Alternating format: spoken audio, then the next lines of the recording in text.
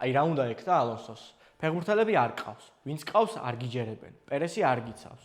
პერესი თავის მხრივ ალბათ თვლიდა, რომ ალონსოც ისე შეძლებდა ამ პრობლემების მოგვარებას, როგორც კარლო ანჩელოტი ახერხებდა.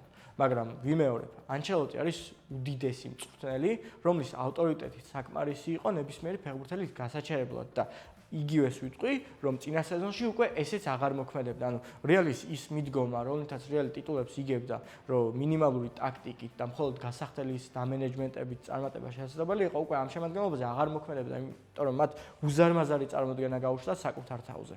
მოდით გავიხსენოთ ზიდანის რეალი 2016 წელს, როცა ის კლუბში მოვიდა.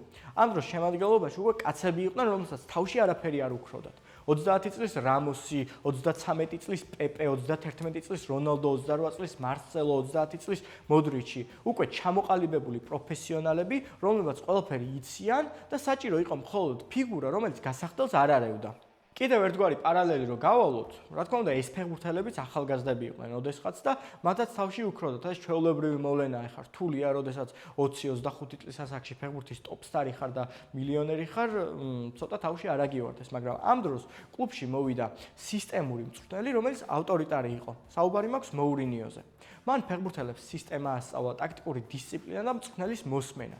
და ვინც არ უნდა ყოფილიყავი, ნამდვილად არ ისურვებდი 2010 წელს პრაიმში მყოფი მოურინიოს წინააღმდეგ წასვლას. და ვერავინ იტყვის, რომ მოურინიოს რეალი ცუდი იყო. პირიქით, ერთ-ერთი საუკეთესო რეალი იყო ისტორიაში.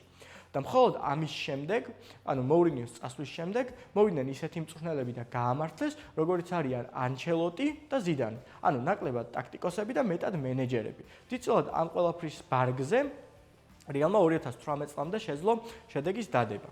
თუმცა განსხვავება ამ სიტუაციაში ის არის, რომ თავის დროზე მოურინიოს დრო მისცეს. არც მოურინიო არ იყო დასაწყისში კარგი, მარტო 5-0 როგორი გასახსენებელია, თუმცა შემდეგ მას დრო მიეცა და მან ყველაფერი გამოასწორა და რატომაც ალონსოს ეს დრო არ ჰქონდა.